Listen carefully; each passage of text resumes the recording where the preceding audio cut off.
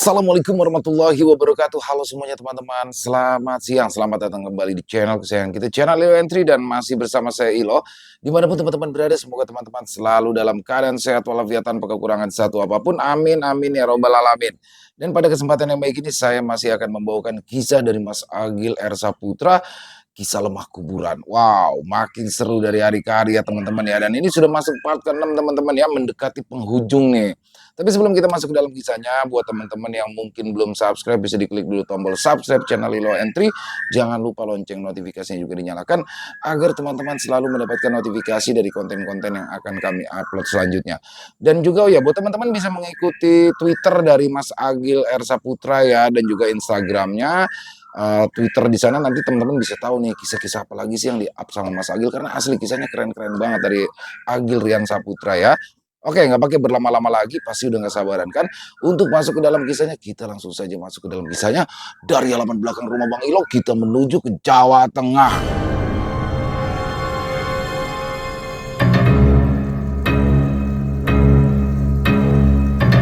Dukun Sakti dari Desa Sapu Angin, Lemah Kuburan Part 6.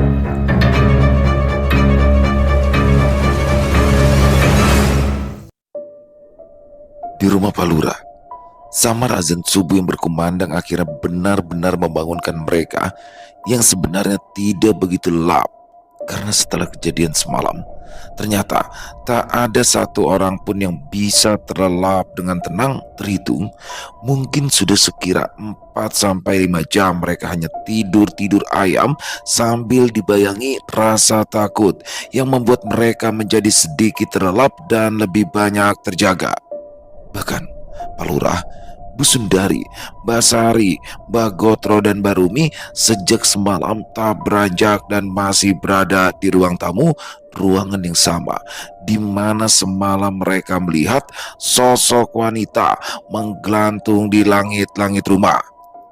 Posisi mereka saling berdekatan, menguncup dalam ketakutan, sampai akhirnya rengek si kecil Dito sedikit mengaburkan suasana yang tidak nyaman itu. "Aku tak mulai seo," ucap Mbak Gotro dengan wajah lalanya. "Nggih Mbah," jawab Palura dengan sedikit gagap. Mbak Gotro pun pulang bersama Mbak Rumi istrinya. Dengan langkah yang terlihat ragu-ragu, pasangan lansia itu menapak keluar dari pintu rumah Palura dan berjalan menuju arah pulang. Palura yang tak mau terlalu terlarut pun mencoba untuk terlihat baik-baik saja, seraya meraih cucunya untuk ia gendong. Palura pun menyuruh Mbak Sari dan Bu Sundari agar segera berkegiatan seperti biasa.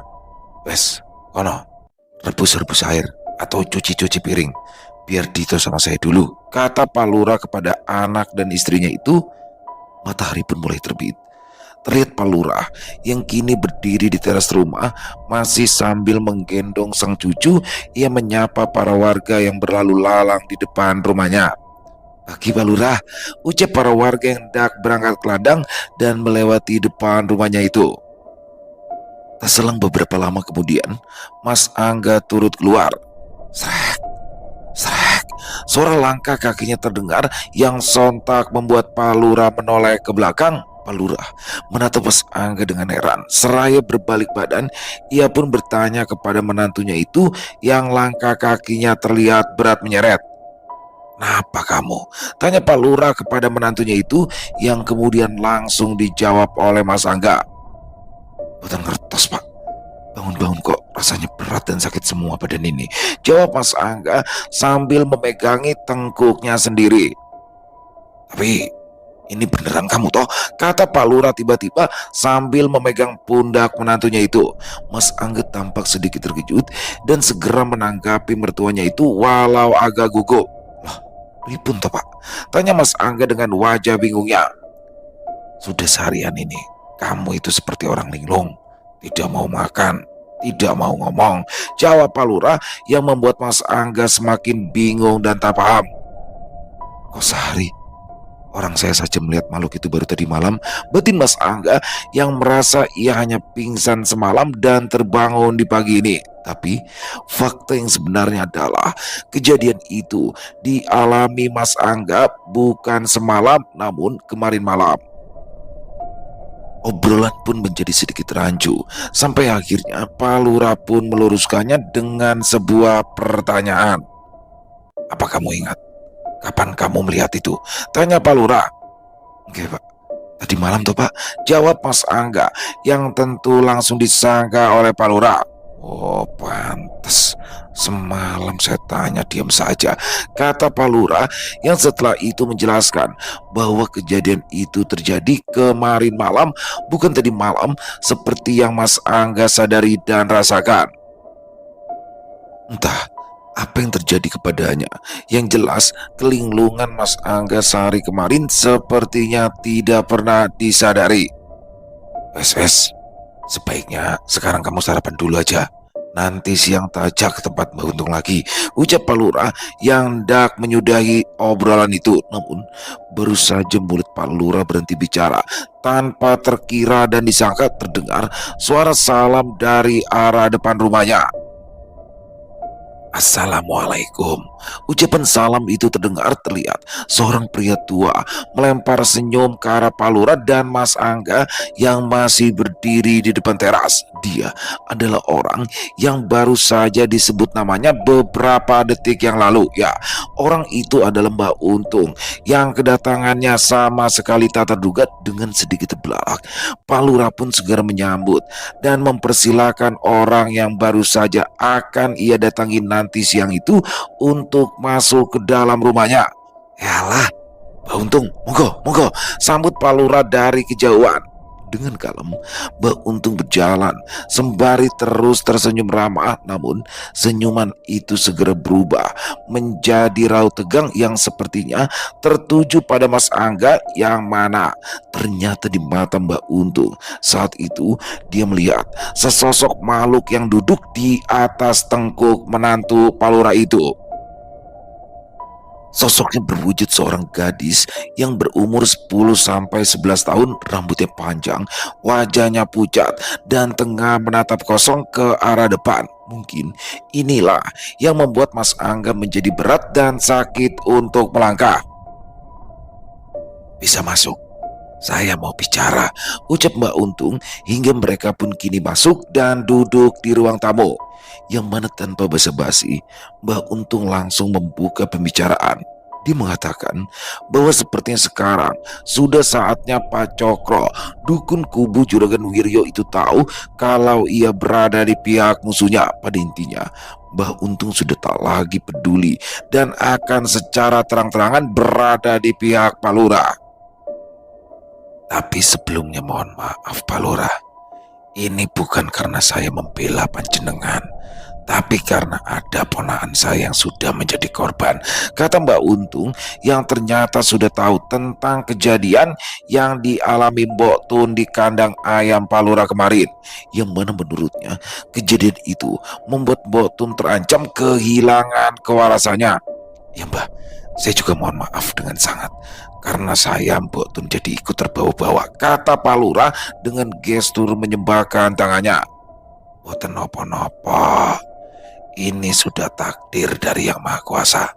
Sekarang sudah saatnya mereka tahu apa yang bisa kita lakukan," tanggap Mbak Untung dengan wajah tuanya yang marah memerah. Setelah itu, perlahan pembicaraan pun melandai santai dan tibalah saatnya kini mata Mbak Untung tertuju kepada Mas Angga, lebih tepatnya kepada sosok yang duduk di tengkuk menantu Pak Lurah itu.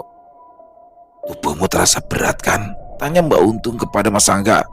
"Nggih Mbah, sudah dari tadi pagi," jawab Mas Angga sambil mengelus pundaknya sendiri. "Turun," ucap Mbak Untung tiba-tiba sembari menatap ke atas kepala Mas Angga. "Bagaimana sekarang?" kata Mbak Untung lagi. Setelah itu Mas Angga tampak kebingungan, namun tak bisa dipungkiri secara tiba-tiba dia merasakan tubuhnya lebih ringan dan nyaman. Hal itu sampai Mas Angga buktikan sendiri dengan berdiri dan menegakkan badannya. "Ya Mbah, Sudah enakan, jawab Mas Angga yang menyentak keheranan dan segera disela oleh Pak Lurah. Memangnya tadi anak saya ini kenapa ya Mbah? Tanya Pak Lurah mengerutkan alisnya, yang mana tak lama kemudian hal itu pun segera dijawab oleh Mbak Untung. Pripun ke? Saya sulit untuk menjelaskannya Pak Lurah, jawab Mbak Untung yang membuat Pak Lurah semakin heran dan penasaran. Tapi Mbak Untung pun pada akhirnya mencoba untuk menjelaskannya dengan bahasa yang sederhana. Ia berkata bahwa tadi ada lelembut yang mengganggu Mas Angga dengan cara duduk di tengkuk lehernya. Ah, tapi sekarang sudah hilang toh? Tanya Pak Lurah yang segera dijawab oleh Mbak Untung dengan singkat. Sampun, sudah hilang, jawab Mbak Untung. Sebagai pihak yang mengalami, Pak Lurah ternyata ingin tahu seberapa parah gambaran keadaan ini, dan dengan adanya Mbak Untung sekarang dia pun memanfaatkannya untuk bertanya lebih jauh.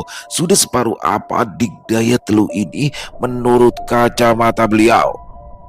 Tenang saja, insya Allah semua bisa diatasi, tapi tidak bisa dipungkiri kalau dibandingkan dengan yang lain, panjenengan ini memang yang terparah, tanggap Mbak Untung.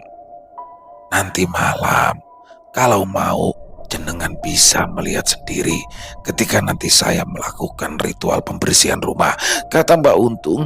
Yang bersamaan dengan itu Bu Sundari pun keluar dan terkejut dengan kehadiran Mbak Untung. Wah Mbah, kok nggak kabar-kabar dulu kalau mau datang ke sini, kata Bu Sundari berbahasa basi seraya mendekat dan menyalami Mbak Untung. Sebentar, saya buatkan minum. Sampean itu kok ya dia ngasih tahu kalau Mbak Untung ada di sini, kata Bu Sundari kepada Pak Lurah. Setelah itu yang juga segera ditanggapi oleh Mbak Untung. Sudah Bu Lurah, tidak usah repot-repot, saya sedang puasa, kata Mbak Untung yang membuat Bu Sundari urung beranjak dan ikut duduk dalam ruangan itu.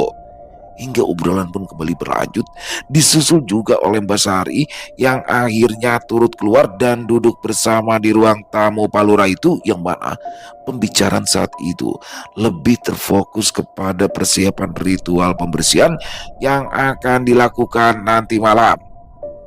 Lah, perihal Mbak Soyuti itu bagaimana Mbak? Apa nanti juga tetap ikut Mbak? Tanya Pak Lurah di sela pembicaraan itu. Ya tetap ikut membantu saya, kan biar lebih ringan dan mudah, tanggap Mbak Untung, yang mana beberapa saat kemudian obrolan itu pun terpaksa terputus oleh kedatangan Letrimo, suami dari Botun, yang mengabarkan tentang sesuatu. Duh, Tun kok kumat lagi Pade, kata Letrimo kepada Mbak Untung beberapa saat setelah ia datang, yang mana saat itu ia mengabarkan bahwa Mbak Tun kerasukan lagi. Semua orang tentu terkejut, begitu juga dengan Mbak Untung yang terdengar mengatakan sesuatu sebelum ia bangkit dan keluar dari rumah Pak Lurah. Apa ikatannya lepas, kata Mbak Untung sembari berdiri dan berjalan keluar. Pedot Pade, talinya diputus, jawab Letrimo saat itu. Mbak Untung dan Letrimo pun segera beranjak pulang ke rumahnya, diikuti oleh Mas Angga dan Pak Lurah yang juga terlihat berjalan mengikuti ke rumah Botun sembari mencerna informasi yang belum sepenuhnya mereka pahami itu. Hingga singkatnya, sampailah mereka semua di rumah Botun. Ton, teriak Mbak Untung sembari masuk ke dalam rumah keponakannya itu dan langsung menuju pekarangan belakang rumah sesuai dengan apa yang telah dikatakan Letrimo sebelumnya. Ada di belakang Pade. Jan, saya tidak berani, kata Letrimo. Dan terlihatlah kini pemandangan itu pemandangan yang hampir sama dengan kejadian di rumah Pak Lurah kemarin. Bahkan sepertinya kali ini lebih parah. Suasana saat itu terdengar sangat gaduh oleh unggas-unggas yang saling berterbangan mencoba kabur dari kandang yang beratap rendah itu. Terlihat juga beberapa bebek yang telah berserak mati dan tampaklah di situ di salah satu sudut Botun yang duduk bersila sembari menggigit salah satu leher bebek peliharanya itu. Mak, Eli mak, teriak Letrimo ke arah istrinya dari kejauhan. Ia tak berani mendekat karena mempunyai trauma dan pasti akan pingsan ketika melihat darah. Alasan itulah yang membuat Letrimo tadi memutuskan untuk keluar mencari bantuan. Beruntung setelah itu, seketika Botun segera sadar dan langsung melemparkan bebek yang berada di tangannya. Ya Allah, teriak Botun yang langsung menangis setelah kesadarannya kembali. Pak Lurah, Mas Angga dan Mbak Untung pun segera mendekat, memapam Botun untuk masuk ke dalam rumahnya dengan wajah dan baju yang sudah penuh dengan darah seperti apa yang terjadi kemarin di rumah Pak Lurah. Tolong, tolong, tangis Botun dalam papan Mas Angga dan Pak Lurah. Kegaduhan itu pun terdengar sampai luar dan membuat beberapa warga berdatangan, sebagian tampak heran dan bertanya-tanya melihat itu, namun tak sedikit juga yang sudah tahu bahwa Botun turut terkena serangan teluh dari Juragan Wiryo. Letrimo, suaminya yang tak kuasa, akhirnya mendekat. Walau sempat dihalau oleh beberapa warga, namun ketiga-tigaannya tetap memaksa untuk melihat keadaan istrinya itu. Dan benar saja, baru beberapa detik dia melihat darah di wajah Botun, dia langsung terhuyung lemas dan jatuh pingsan. Sementara itu, para ibu-ibu yang turut datang bergegas berjibaku mengambil alih Botun dari rangkulan Pak Lurah dan Mas Angga. Mereka pun segera menyeka, membersihkan dan mengganti baju Botun itu. Oh iso, sampai koyo gini ya Mbak Yu, yang sabar ya, ucap salah seorang di antara ibu-ibu kepada Botun yang masih menangis itu. Gambaran sesungguhnya cukup menyedihkan. Seorang Botun yang dikenal sebagai wanita tangguh dan selalu bisa mengatasi keadaan itu sekarang tampak berada dalam titik terlemahnya. Pak Lurah dan Mas Angga tak lagi bisa berkata-kata bersama Mbak Untung dan para warga. Mereka kini terlihat duduk di ruang tamu. Terus bagaimana ini Pak? Tanya Pak Lurah kepada Mbak Untung.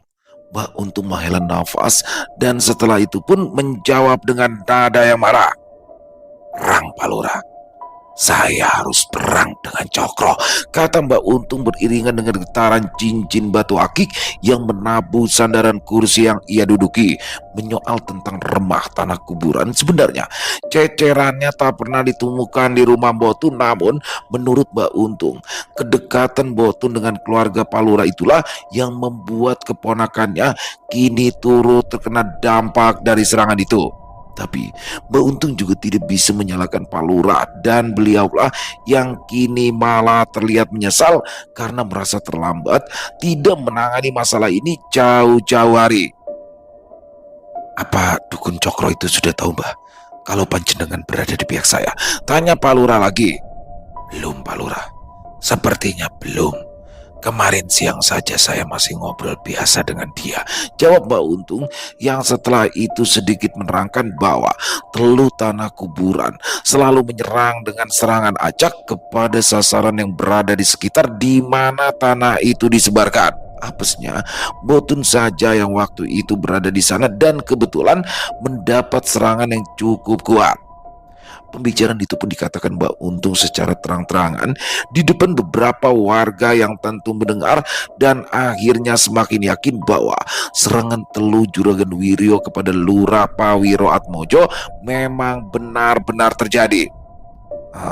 Terus apa yang harus kita lakukan sekarang Mbak? Kata Pak Lurah yang beberapa saat kemudian dijawab oleh Mbak Untung dengan sebuah perintah, yang mana pagi ini juga, kecuali dengan rumah Pak Lurah, ritual pembersihan dan pemagaran rumah orang-orang yang telah menjadi sasaran harus segera dilakukan. Untung sengaja menyisakan rumah Pak Lurah khusus untuk nanti malam. Selain karena paling berat, sepertinya beliau memiliki rencana tersendiri dengan itu. Dan tanpa bicara panjang lebar lagi, Pak Lurah, Mbak Untung dan Mas Angga pun segera beranjak dari rumah Botun.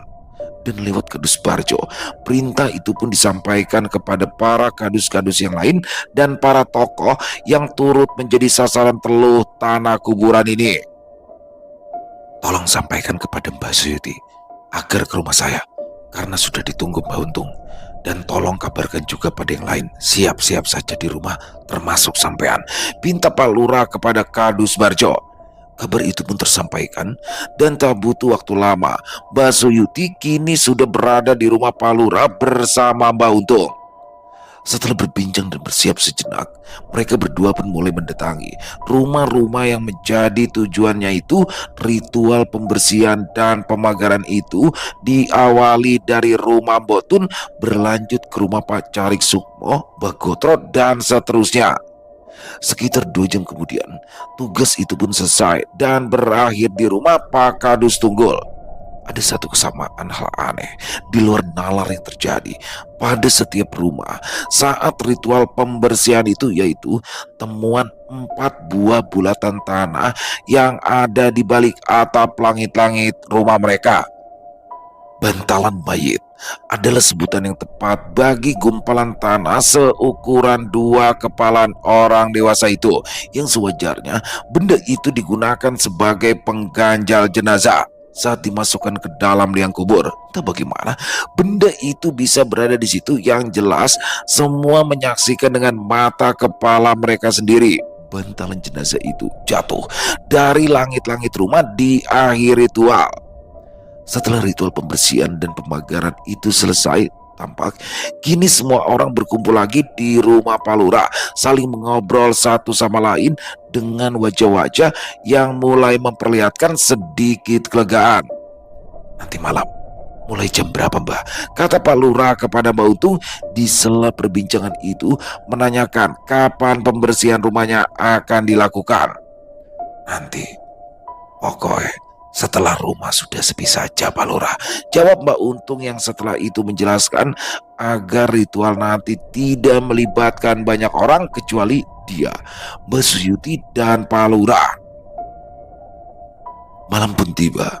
Seperti biasa, orang-orang sudah memenuhi rumah Pak Lurah. Di hari pemilihan yang kurang 1 hari lagi ini, warga-warga yang berkumpul tampak lebih ramai dari sebelumnya.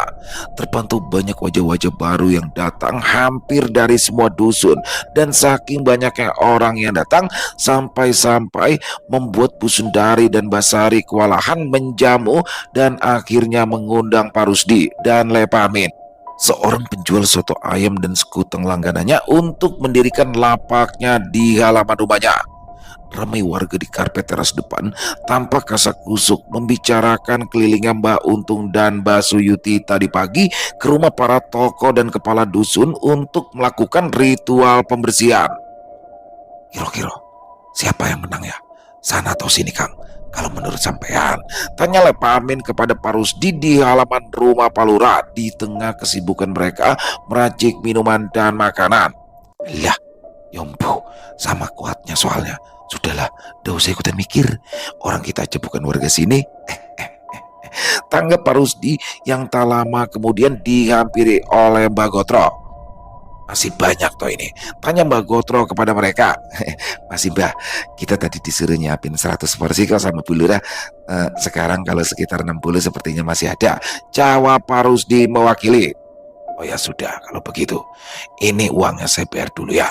Nanti kalau Bu Lurah ngasih jangan diterima, segini cukup, kata Mbak Gotro seraya memberikan beberapa lembar uang kepada mereka. Cukup Mbak, malah ada kembaliannya ini, jawab mereka. Wes, bawa saja kembaliannya, bagi 2, jawab Mbak Gotro, yang setelah itu langsung berlalu pergi dan kembali masuk ke dalam rumah Pak Lurah. Sementara itu, di halaman belakang rumah Pak Lurah, bau kemenyan menyerpak, asap hitam yang mengepul ke langit-langit beriringan dengan cahaya lentera besar yang diletakkan di atas tanah. Terlihat di situ Pak Lurah, Mas Angga, Mbak Untung, dan Mbak Suyuti tengah duduk melingkar di atas gelaran tikar dan seraya membakar kemenyan itu di atas tungku kecil. Mereka sepertinya tengah membicarakan sesuatu. Tapi di antara mereka berempat, Mbak Untung terlihat kerap menghela nafasnya seakan ada kebimbangan yang ia pendam dalam pikirannya. Pak Lurah tampak menatap sungkan, namun Mbak Suyuti yang waspada pun segera mempertanyakan. Pripun Kang? Apa ada yang kurang berkenan? Tanya Mbak Suyuti kepada Mbak Untung. Boten Kang. Setelah dipikir-pikir, saya ini kok jadi bingung ya. Mau perang atau hanya membersihkan saja, kata Mbak Untung yang kali ini segera ditanggapi oleh Pak Lurah. Baiknya saja toh Mbak, Kalau memang kita tidak usah membalas, tidak apa-apa. Yang terpenting, saya dan semua kawan-kawan bisa keluar dari masalah ini. Tanggap Pak Lurah.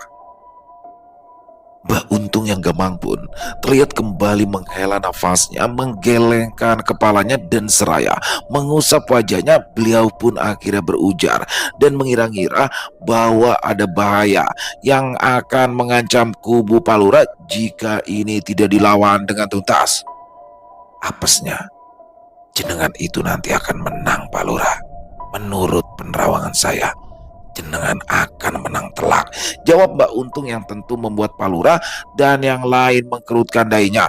Loh, bukannya itu tujuan kita? Ya, menurut mereka itu adalah tujuan, tapi ternyata tidak menurut kacamata Mbak Untung, yang mana justru kemenangan itulah yang nanti akan berbuntut dengan malapetaka. Mbak Untung pun kembali berujar, jika Dukun Cokro adalah orang yang hanya menerima kemenangan. Jika dia kalah dalam satu sisi, dia pasti akan membuat kemenangan di sisi yang lain dengan cara apapun, bahkan tanpa dibayar pun. Menurut Mbak Untung, Dukun Cokro tetap akan melakukannya demi harga diri. Nah, jenengan menang. Saya yakin jenengan pasti akan menjadi sasarannya sampai mati Pak Lurah, kata Mbak Untung, yang setelah itu sedikit menceritakan tentang kejadian yang kurang lebih serupa. Di mana dulu pernah ada keluarga lurah yang dihabisi oleh Dukun Cokro dengan santet pring sedapur. Setelah mengalahkan calon kepala desa yang di pihaknya, itulah yang menjadi kekhawatiran Mbak Untung. Jangan-jangan Dukun Cokro akan mengulangi hal itu kembali. Pak Lurah tentu tercengang kala mendengar penjelasan itu. Terus sebaiknya bagaimana ya Mbak? Tanya Pak Lurah yang menjadi resah. Mbak Untung sejenak terdiam atas pertanyaan itu, namun beberapa saat kemudian dia pun akhirnya berkata bahwa ada dua cara untuk keluar dari masalah ini. Cara yang pertama adalah mundur dari pencalonan dan dianggap kalah, dan cara yang kedua adalah membunuh Dukun Cokro secepatnya. Menurut Mbak Untung, hanya itulah cara untuk menghentikan semua ini. Sebenarnya cara yang pertama itu sangat-sangat mudah, yaitu mengundurkan diri dari pencalonan ini. Tapi sepertinya itu mustahil terwujud karena akan banyak sekali orang yang kecewa. Dan tinggal kini cara yang kedua, yaitu mematikan Dukun Cokro. Tapi yang sekarang menjadi masalah adalah Mbak Untung sendiri, yang tiba-tiba saja berubah menjadi bimbang untuk melakukan itu atau tidak. Pak Lurah hanya bisa pasrah dan berkata, kalaupun harus mengundurkan diri demi keselamatan orang-orang di sekelilingnya, ia mau-mau saja. Sudah Mbak, saya akan ikut bagaimana yang terbaik, kata Pak Lurah yang langsung ditimpal oleh Mas Angga. Wah, sayang sekali Pak, kita sudah berjalan sejauh ini. Kasihan orang-orang yang sudah mendukung mati-matian.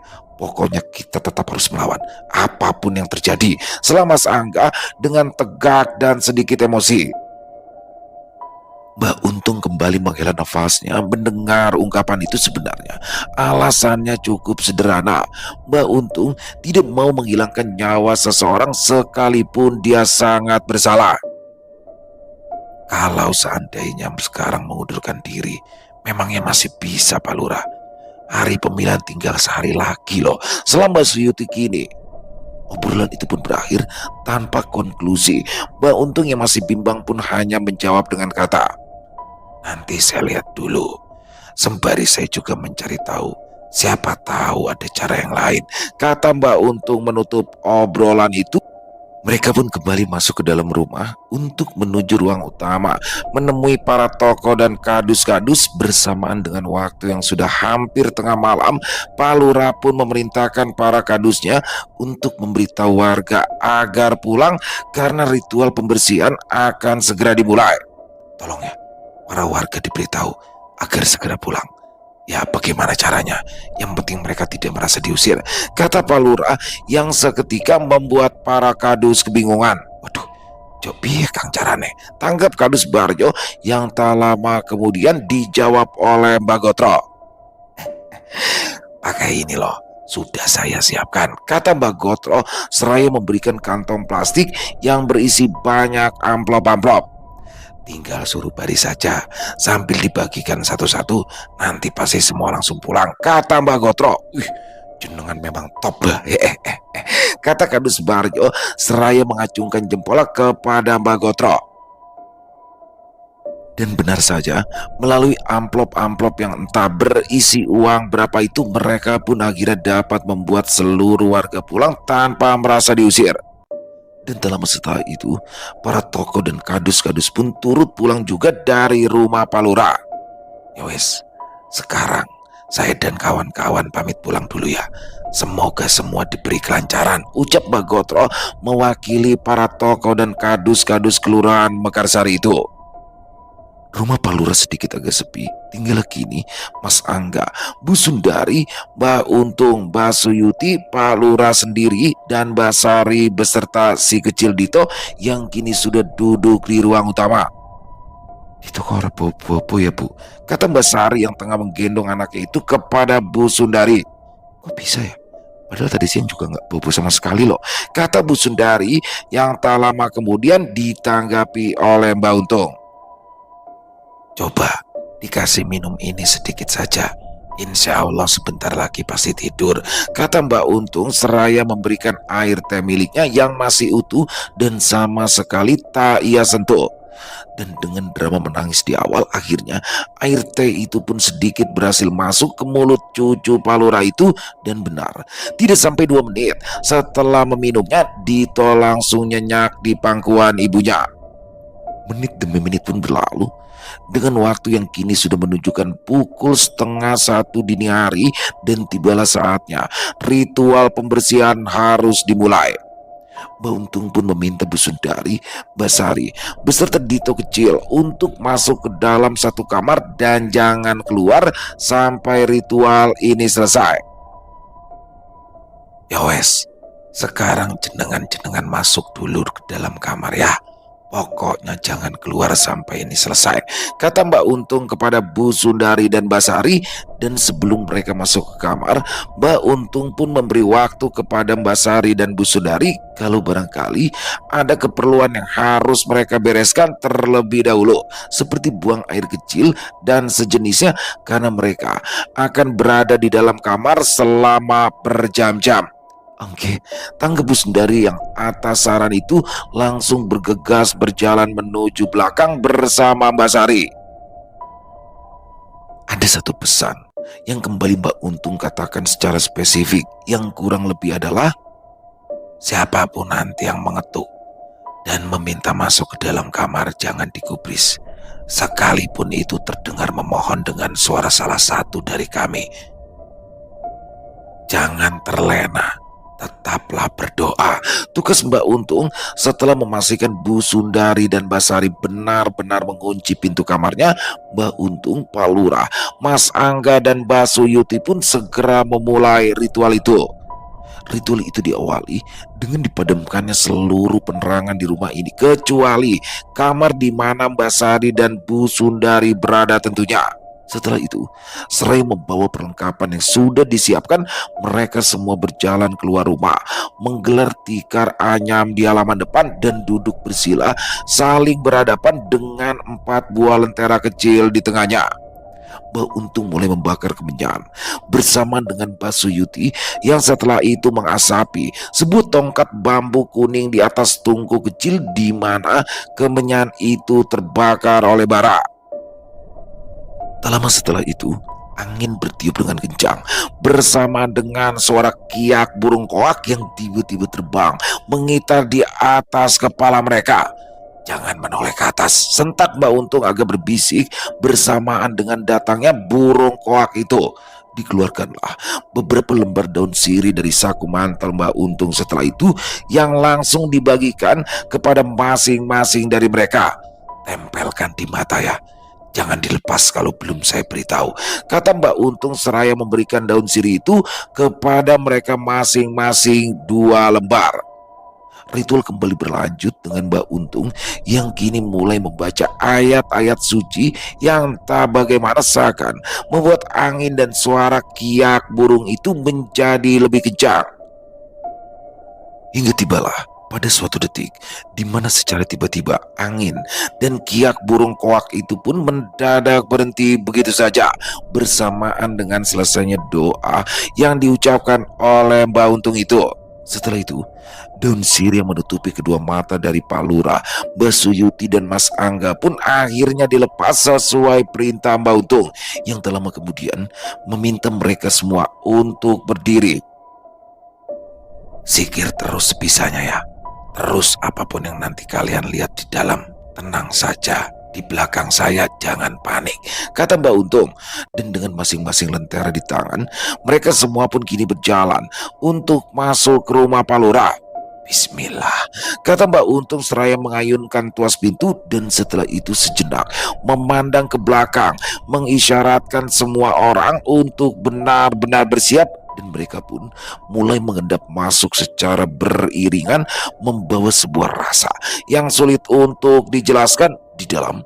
Tepatnya di ruang tamu, suasana memang gelap, namun entah mengapa susunan perabotan di ruangan itu yang sedikit tersinari oleh temaram lentera seakan berubah menjadi asing dan berbeda. Dan benar saja, ketika mereka yang secara spontan bersama-sama mengangkat lenteranya lebih tinggi, sebuah pemandangan ganjil tampak di depan mata. Ya, ini sama sekali bukan ruang tamu rumah Pak Lurah yang semestinya suasananya sangat amat berbeda dan sama sekali tidak bisa dideskripsikan dengan kata-kata. Terlihat juga di sana sosok-sosok yang seperti menggunakan mukena peti berlalu lalang di ruangan itu. Tenang yo, saya tenang, bisik Mbak Untung yang perlahan menuntun mereka untuk mulai berjalan maju dan mengikuti dari belakang. Astagfirullah, astagfirullah, astagfirullah, ucap Pak Lurah, Mbak Suyuti dan Mas Angga yang mulai menyeret langkahnya mengikuti Mbak Untung dengan pikiran yang sebenarnya masih mencerna dan terlihat shock dengan apa yang ada di sekelilingnya.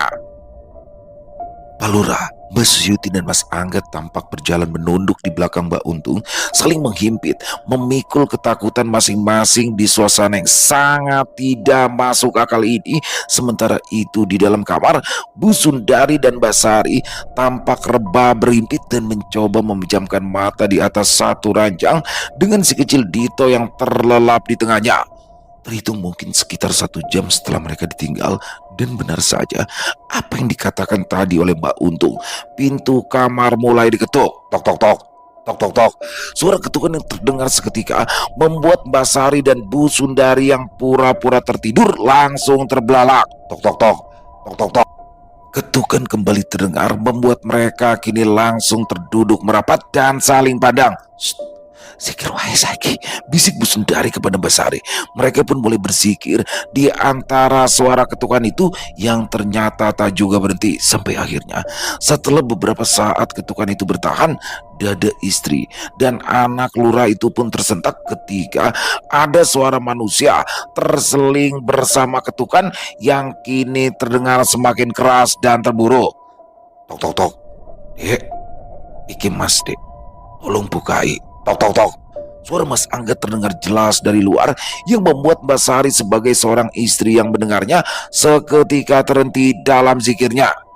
Bukan, itu bukan Angga, kata Bu Sundari kepada Mbak Sari yang segera mengangguk dan menyadari apa yang tadi dipesankan oleh Mbak Untung kepada mereka. Tapi suara Mas Angga itu masih terus terdengar dengan nada ketakutan dan terus memohon untuk masuk. Tok tok tok. Dek, tolong buka dek, iki mas dek, terdengar suara Mas Angga yang berbicara kepada Mbak Sari dari balik pintu. Suara itu terdengar jelas dan begitu nyata membuat mereka berdua sempat meragu dan beranggapan bahwa itu memang benar-benar suara dari Mas Angga. Namun sampai Bu Sundari dan Mbak Sari masih bertahan untuk tidak menanggapinya dan tok tok tok, tok tok tok. Bu, ini Angga bu, bukakan saja bu, Bapak dan yang lain sudah pingsan di luar. Bukakan Bu, tok tok tok, tok tok tok. Suara Mas Angga itu kini terdengar bicara kepada Bu Sundari. Dan disinilah mereka mulai lengah. Berawal dari Bu Sundari yang mencoba menjawab panggilan itu. Bapak, Bapak kenapa toh enggak? Tanggap Bu Sundari dengan gugup dan gagap. Semuanya pingsan Bu. Pokoknya bukakan saya pintu dulu, kata suara yang menyerupai Mas Angga itu. Bu Sundari menoleh ke arah Basari. Dengan perundingan mata tanpa bicara, mereka berdua pun sepertinya sama-sama setuju. Dan seketika terlupa dengan pesan dari Mbak Untung tadi. Wes, bukakan saja Bu. Takutnya kalau pada kenapa-napa, kata Mbak Sari. Beberapa saat setelah itu mereka pun mulai bergandengan tangan bangkit dari ranjang, tuas engsel pintu yang kini terus bergerak-gerak. Dan suara Mas Angga yang masih terdengar memohon-mohon untuk masuk membuat Bu Sundari dan Mbak Sari sedikit berlari. Dek, tolong cepat buka, kata Mas Angga yang segera disambut oleh Mbak Sari. Iyo Mas, iyo, tanggap Mbak Sari yang kini sudah berada di depan pintu bersama ibunya. Namun entah mengapa, sesampainya mereka di depan pintu, keraguan itu mendadak muncul. Bu Sundari dan Mbak Sari kembali saling pandang dengan mata yang juga saling bertanya apakah mereka harus membukakan pintu itu. Sementara itu, Mas Angga masih saja terus mengetuk dan memohon untuk masuk. Tok tok tok. Bu, tolong buka. Suara itu terdengar semakin memelas dan memohon. Namun seketika itu pun dibuyarkan oleh bau bangkai yang menyerbak tajam masuk di dalam kamar. Ekspresi Basari dan ibunya yang spontan memundurkan langkah karena begitu tajamnya bau itu menyengat indera penciuman mereka. Dan disinilah keanehan pun mulai tampak ketika suara Mas Angga yang memohon itu berubah menjadi kasar dan memaksa. Manusia goblok, bukakan cepat, ucap suara yang masih mirip dengan Mas Angga itu yang kini terdengar kasar dan membentak dari balik pintu. Mendengar itu, Bu Sundari dan Basari pun segera menjauh dari pintu yang mana bersama dengan itu si kecil Dito terbangun dan menangis kencang. Hal itu membuat Basari yang pertama kali bergegas kembali ke ranjang untuk menenangkan. Sementara Bu Sundari masih berdiri tertegun beberapa meter di depan pintu. Dan setelah itu, Dar, cepat buka, Dar. Ketukan itu kini berubah menjadi gedora. Dok, dok, dok, dok, dok, dok. Begitu juga dengan suara itu yang terdengar lagi untuk kesekian kalinya sampai akhirnya entah apa yang ada di dalam pikiran Bu Sundari saat itu. Dia yang melihat termos berada di atas meja pun langsung mengambilnya dan setelah itu segera berjalan mendekati pintu sambil berkata, "Aku kesel suasu. Bajingan, setan kere," kata Bu Sundari seraya membuka termos itu dan mengucurkan air panasnya ke sela-sela lantai di bawah pintu ajaib. Seketika ketukan dan suara menyerupai Mas Angga itu pun menghilang tak terdengar lagi. Suasana di kamar perlahan melandai tenang. Begitu juga dengan si kecil Dito yang kembali tertidur tenang. Kembali lagi kepada Pak Lurah, Mas Angga, Mbak Untung dan Mbak Suyuti. Dalam rentang waktu yang tak bisa dijelaskan, mereka berempat masih terus berjalan menyusuri ruangan-ruangan asing yang semakin lama semakin tidak mereka kenali. Sosok-sosok bermukena putih itu masih terus ada, semakin banyak bergerombol di sekitar mereka hingga tibalah mereka pada suatu sudut. Set, ucap Mbak Untung yang tiba-tiba menghentikan langkahnya dan setelah itu berkata, "Diki, sing paling bau reksa. Metu, aku meh omong. Aku ingin bicara," kata Mbak Untung saat itu yang seketika membuat sosok-sosok bermukena putih yang sedang berada di sekeliling mereka itu berlarian dan menghilang. "Tata nafas kalian. Jangan terlihat takut," kata Mbak Untung seraya menarik yang lain untuk berdiri berjejer di sampingnya. Kecuali Mbak Untung, semua tampak gemetar dan menunduk takut. Bisa gila saya kalau begini, batin Mas Angin seakan tak sanggup dengan ketidakwajaran ini. Hingga tak lama setelah itu, suara hentakan-hentakan pun mulai terdengar menggema mendekat ke arah mereka. Terlihat Mbak Untung yang menjinjitkan kakinya untuk mencermati apa yang ada di depan. Dan setelah itu, Mbak Untung tampak kecewa menghela nafasnya. Ia pun segera meregangkan tangannya sebagai isyarat kepada semua orang untuk bersiap. Dan mulailah tampaklah dengan samar namun cukup jelas sesosok bungkusan putih yang melompat pelan mendekat ke arah mereka. Ya, apalagi kalau bukan sosok pocong. Lompatan menghentak, menggema, dan akhirnya berhenti di depan mereka. Suara bak peluit melengking keluar dari sosok pocong itu sembari menatap tajam ke arah semua orang. Mas Angga mundur ingin berlari, namun beruntung Mbak Suyuti yang berada di sampingnya segera sigap mencengkram tangannya. "Mas, tenang mas," bisik Mbak Suyuti yang sebenarnya juga tak begitu berani. Lengkingan itu masih juga terdengar sampai akhirnya, "Diam!" sentak Mbak Untung yang seketika dengan ajaib menghentikan suara yang keluar dari pocong itu. "Aku kan sudah ngomong, suruh yang paling berkuasa itu ke sini. Kamu pikir saya bisa dibohongi?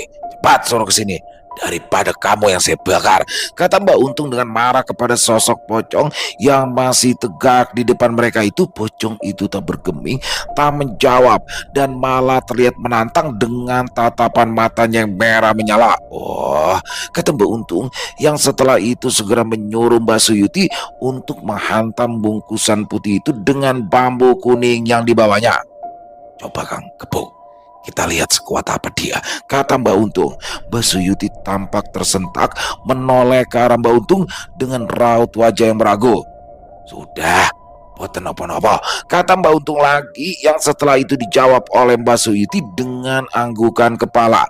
Dengan segala ketakutan yang dia pikul, Mbak Suyuti pun segera maju. Namun baru saja ia mengambil ancang-ancang, sosok pocong itu pun mundur menjauh sebelum bambu itu sempat diayun oleh Mbak Suyuti.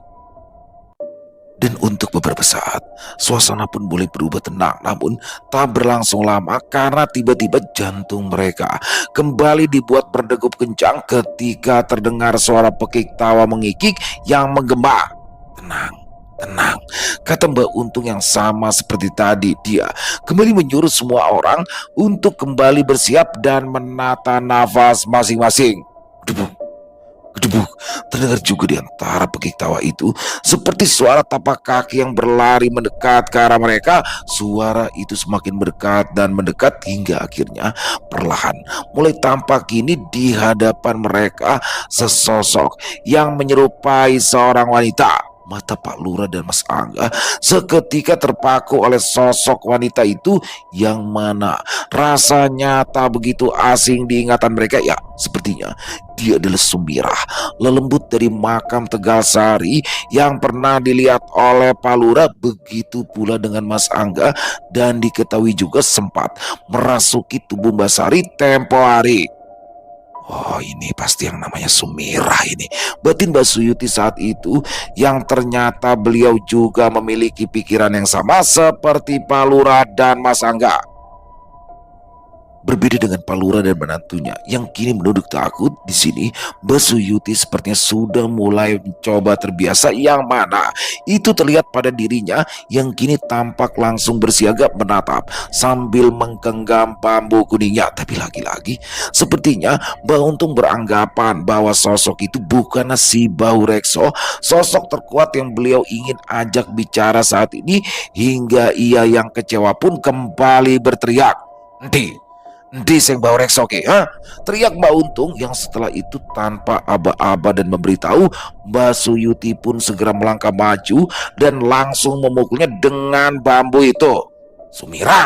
"Dar!" teriak Mbak Suyuti menyebut nama lelembut itu sambil mengayunkan bambunya, yang diikuti oleh suara ledakan kecil yang membuatnya terempas balik, dan erangan pun terdengar setelahnya, erangan kesakitan dari sosok yang diduga kuat adalah Sumirah itu yang kini menjauh dan menghilang. Mbak Untung pun mencabut sebuah keris dari balik punggungnya, mengacungkannya ke langit, sembari berkata dengan nada tinggi. Pada intinya, dia ingin menyelesaikan ini secara baik-baik melalui mediasi dan pembicaraan. Namun, sosok Mbak Rekso itu tidak juga keluar menemui hingga untuk terakhir kalinya. Mbak Untung pun kembali memberikan tawaran agar kiriman lembut yang paling kuat di tempat ini segera keluar. Sekali lagi, untuk terakhir kalinya keluar daripada saya bakar, sentak Mbak Untung. Yang tak lama setelah itu, desis-desis aneh terdengar dan datanglah satu sosok lagi yang terbang melandai rendah dan kini berdiri di hadapan mereka. Dan inilah ternyata sosok terkuat itu, sosok yang sedari tadi Mbak Untung harapkan. Wujudnya masih menyerupai seorang wanita, rambutnya putih, matanya menyala. Dengan ukuran tubuh tak wajar, Mbak Untung segera terdiam, sedikit memundurkan langkah, menoleh sesaat ke arah orang-orang yang ada di belakangnya. Inilah yang tertua, jangan takut, bisik Mbak Untung, yang setelah itu langsung menarik lengan Mbak Suyuti agar berdiri di sampingnya. Desisan aneh masih terdengar dari makhluk itu. Kepalanya terlihat sedikit menggeleng, seperti mengamati orang-orang yang tengah berada di depannya. Di hadapan sosok itu, semua orang tampak berusaha tegak, menata nafas, meski dengan wajah-wajah yang sudah pucat dan penuh peluh. Keadaan itu sempat bertahan untuk beberapa saat, sampai akhirnya makhluk itu berkata, "Aku dan orang-orangku sudah diminta untuk menetap di sini selamanya," kata makhluk itu dengan parau, yang kemudian ditanggapi oleh Mbak Untung secara lembut dan santun. Kurang lebih dalam mediasi itu, beberapa kali Mbak Untung mencoba menekankan dan mempertanyakan apa hak para lelembut itu menguasai tempat ini. Namun jawaban dari makhluk itu selalu sama dan kembali lagi pada apa yang dikatakannya saat awal pembicaraan, yaitu, "Aku dan orang-orangku sudah diminta untuk menetap di sini selamanya." Yang mana itu menjelaskan bahwa telah ada manusia yang menyuruh mereka untuk berada dan menetap di rumah ini. "Orang ini yang menyuruhmu," kata Mbak Untung sambil menarik palura dengan tiba-tiba. Yang mana sebelum makhluk itu menjawab, Mbak Untung pun kembali berkata, "Ini yang punya rumah. Dan kalau bukan beliau ini yang menyuruh, berarti kalian tidak memiliki hak untuk berada di sini," kata Mbak Untung masih dengan nada yang lembut. Sampai akhirnya, masih dengan cara lembut pula, Mbak Untung pun memberikan dua penawaran kepada si Mbak Rekso, yaitu akan mengusir secara paksa atau mereka pergi secara sukarela. Makhluk itu tak menolak dan mau pergi dari tempat ini, namun dengan satu syarat, yaitu harus diantar kembali satu persatu ke tempat asalnya, tanah makam di mana para lelembut itu berasal. Lagi-lagi Mbak Untung menggelengkan kepalanya dan kembali menjelaskan kepada makhluk bebal itu, "Awang kami saja merasa tidak mengundang kalian kemari. Yang wajib kamu pintai pertanggungjawaban itu ya manusia yang membawamu kemari." Tugas Mbak Untung yang tampak mulai kehabisan kesabarannya. "Sudah, begini saja. Intinya kalian semua harus pergi saat ini juga. Pulanglah terlebih dahulu kepada manusia yang mengirimkanmu ke sini. Tapi kalau memang tidak mau, atas nama Tuhan yang Maha Kuasa, kamu akan saya paksa pergi. Atau kalau perlu saya bakar," kata Mbak Untung sembari mengangkat kembali bilah kerisnya. Sepertinya cara Mbak Untung kali ini bekerja dengan baik. Itu semua nampak ketika makhluk itu perlahan menghilang dari hadapan mereka dan disusul beberapa saat kemudian oleh suara riuh bising dan kelebatan-kelebatan putih yang berlalu terbang ke atas. Mbak Suyuti, Mbak Untung Palura dan Mas Angga kini saling merapat sembari menatap ke atas pada suasana yang tak bisa dijelaskan. Kabut pun datang dan bertahan untuk beberapa saat sampai akhirnya menghilang bersamaan dengan mereka yang kini secara tidak masuk akal sudah berdiri di lantai ruang tamu. "Alhamdulillah," ucap Mbak Untung sambil mengusap wajahnya dengan kedua telapak tangannya, yang setelah itu diikuti juga oleh Mbak Suyuti, Pak Lurah, dan Mas Angga dengan ekspresi gugupnya masing-masing. selesai. Wow, luar biasa kisah lemah kuburan. Akhirnya ya, Mbah Untung tanpa diminta lagi, padahal saat itu Pak Lurah mau ke sana ya, karena melihat gelagat daripada menantunya ini nggak beres. Tapi ternyata Mbah Untung sudah datang sendiri ke Desa Mekarsari. Dari Sapu Angin tuh butuh waktu berapa jam untuk sampai di Desa Mekarsari ya teman-teman ya. Dan di sini juga Mbak Untung bilang bahwasanya dia datang bukan karena ingin ikut politik atau berpolitik ya dalam pemilihan kepala desa di sana, tapi di sini karena keponakannya juga sudah menjadi korban, bahkan hampir menghilangkan kewarasannya yaitu Mbok Tun. Wah, di sini dia perang. Walah, keren banget nih. Dan langsung tuh di babat sehari itu semuanya dibersihin rumah-rumah yang terkena, dan terakhir adalah rumah Pak Lurah Pawiro. Serem banget tuh pas pembersihannya. Dia kayak masuk ke alam lain tuh, karena makhluk-makhluk yang selama ini itu muncul semua tuh, yang selama ini meneror. Sosok pocong, Sumirah juga muncul tuh, Sumirah ya kan. Dan yang terakhir Sang Bau Rekso atau yang terkuatnya muncul. Disinilah terjadi negosiasi yang mana pada akhirnya dengan sedikit ancaman cabut tuh. Wah, makin menegangkan. Ini sudah mendekati penghujung teman-teman. Besok part 7 pokoknya jangan sampai ketinggalan ya. Sekali lagi terima kasih kepada Mas Agil atas kisahnya yang luar biasa. Dan semoga kisah barusan bisa menghibur teman-teman semua, para pecinta penikmat horor misteri, lebih khususnya lagi kepada para subscriber dari channel Ilo Entry. Dan buat teman-teman yang mungkin punya komentar lain ya, punya pendapat lain tentang kisah barusan, bisa menuliskan di dalam kolom komentar ataupun yang sekedar saling menyapa, silakan. Insya Allah kami akan menjawabnya satu persatu. Buat teman-teman yang suka dengan videonya, bisa diklik tombol like, tombol jempolnya, boleh juga dibantu di share ya link videonya ini ke teman-teman yang lain agar juga ikut merasa terhibur. Dan saya juga ingin mengucapkan terima kasih kepada seluruh teman-teman yang sudah selalu setia hadir, yang sudah selalu mendukung kami.